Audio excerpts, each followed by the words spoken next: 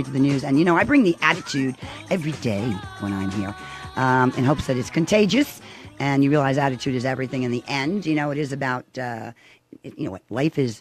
10% what happens to you and 90% how you deal with it, right? So having a little fun in the studio today for the holiday, and nobody has one take. All right, I don't want to say anything. Timmy Judge is here with me. He's behind the Facebook Live camera. I can't get my computer on because I'm an idiot. Something crashed. It's reinstalling. I'll get the words to you later. I'm the queen of punting. Got to learn how to do that. So I asked Bob and Tim, since I have this get-up on, and because today was the day we were going to do Facebook Live and try and do a video of this Mrs. Claus song so we could put it on YouTube so my son-in-law could be right and it'll be the best Christmas song of the year.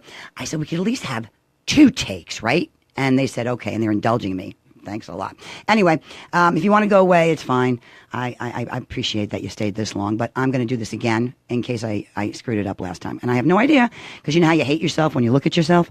That'll happen after the show. All right, I'm going to step over here, okay?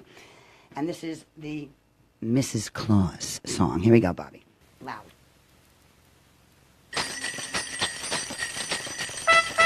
You hear that sound and say, great, the holidays, there's the jingle. And I'm thinking, boy, it would have been simple if I just stayed single. I'm the Mrs. Claus, that is, mother to the deer and a bunch of hungry elves. Now, I'm really not complaining, want to set the record straight. You don't think they pull this whole thing off themselves? Got to keep up the insurance on the open airborne sled, not to mention all the medical cases slips and hits his head. Watching his cholesterol's a jobble in itself. And who do you think is making sure there's elf food on the shelves? I'm the Mrs. Claus, that is, mother to the deer and a bunch of hungry elves. Now, I'm really not complaining, just want to set the record straight, in case you think they pull this whole thing off themselves. Keeping track of sizes, every little last request.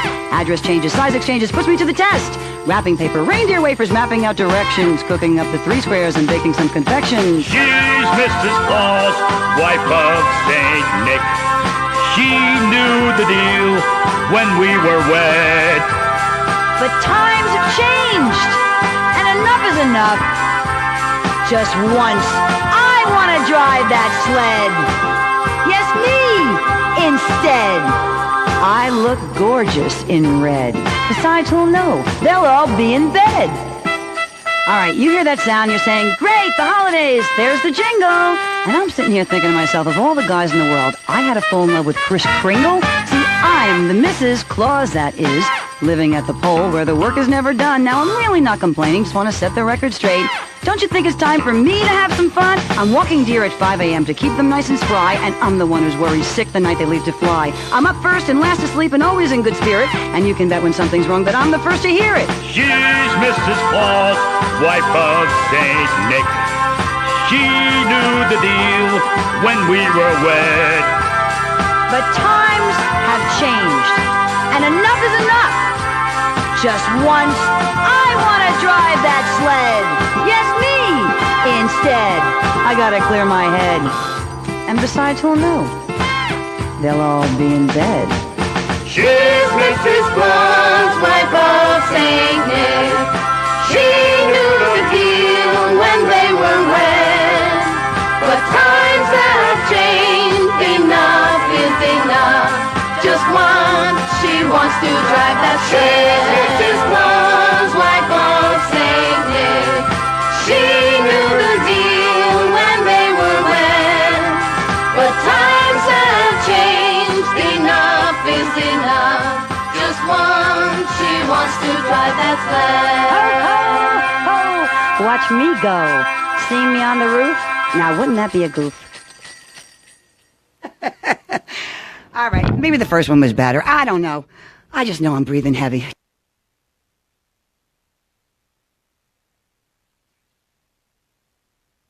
many times have like professional people?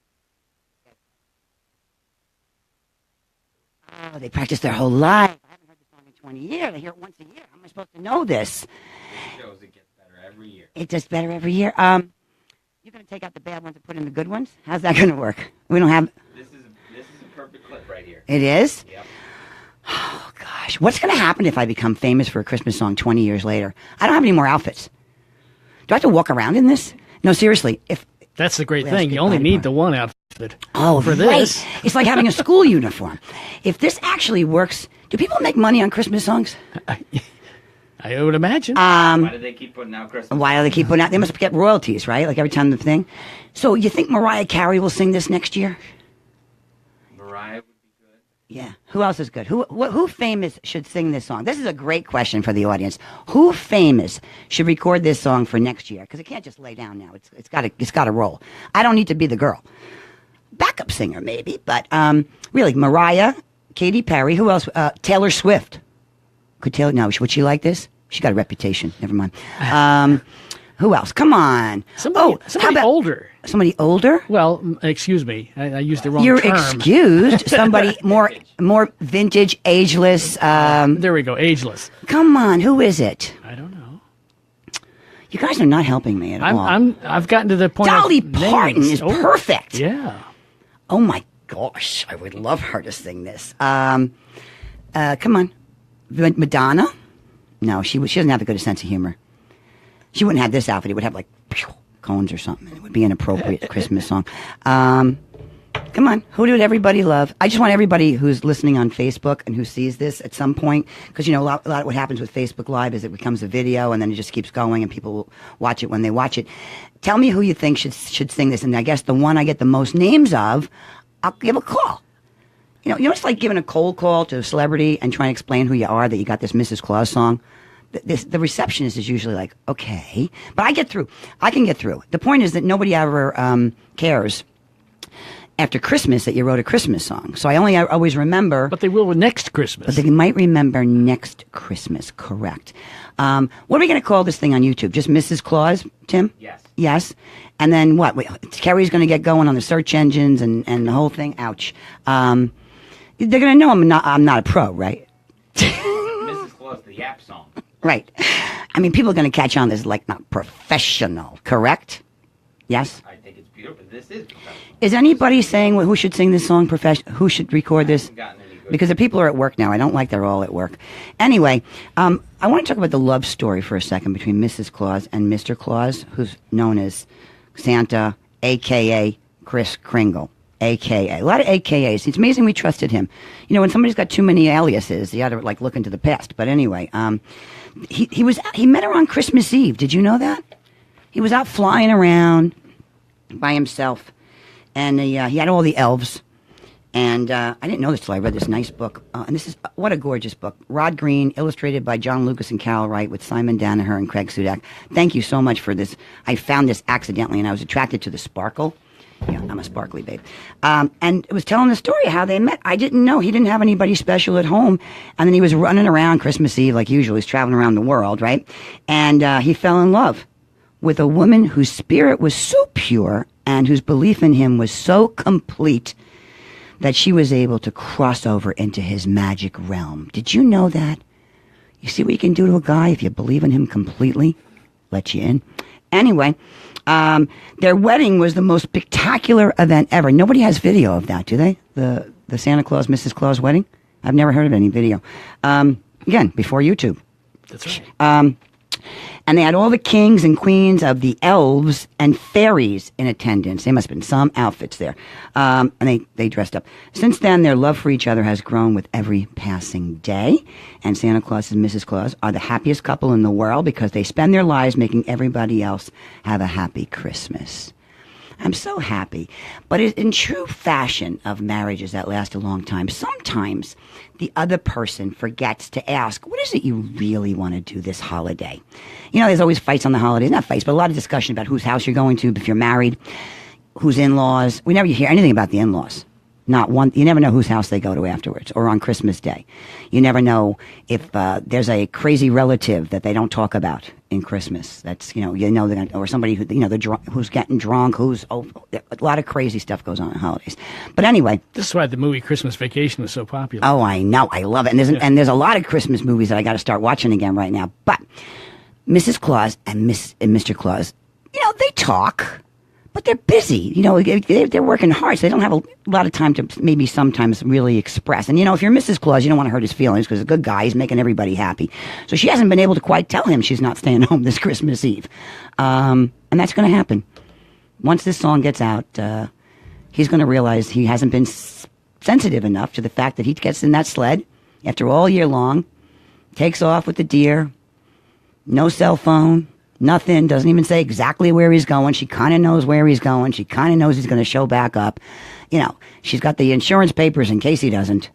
But she knows that this is how it's going to go. But she said, what is she doing? She's home on Christmas Eve. First, like, I don't know, century, she was relaxed. She thought this was a good idea. Wow, get him out of the house. I need a break here. And then she started realizing, this is enough. You know, maybe he stays home 1 year. You know, 50-50. Marriage is 50-50. So I'm thinking that she may have a very solid argument this year for him to stay back and take the sled out. And I hope I encourage that. And if you see her instead of him, she likes the same cookies, chocolate chip, and whatever else you have, Andy, and she will have the shot as well. Do you remember how excited you were when you woke up in the morning, if you believe in Christmas and Santa Claus, when the cookies and the shot or whatever you put out were gone? I mean, was that the most exciting thing in the world with the crumbs and the empty glass? And you just never questioned why. The carrot for Rudolph. And the carrot. Oh, you had carrots for Rudolph? Oh, yeah. Boy, we didn't get... My parents did not give me a carrot for Rudolph, and I feel bad now. I didn't know. How could you not feed the animals? That's right. It's ridiculous. Well, the guys pulling the sled. Ridiculous. Of course, we put out a few... so we knew Santa Claus liked Italian food, so we also put out some supersad and some hot peppers. Stop laughing, Bob. What is that the problem with that? And, you know, the next morning we get up... a man's heart. Next morning we get up at like 5 o'clock in the morning, and our parents were sleeping. We didn't know why. They were knocked out. Empty bottle over there was tip-off, but I didn't get that. But we didn't know why. They didn't want to get up at 5 o'clock in the morning. But that was maybe the most exciting thing in the world when you were a kid. And there are plenty of kids who may be seeing this, so we're jealous that he's still coming in to your house. And you never get too old for Christmas, but, you know, you could run out of time to get presents from him because he limits you. Which there really should be no limit on getting presents from Santa Claus. I have to talk to somebody about that. There's no expiration date on sexy. There's no expiration date on fun.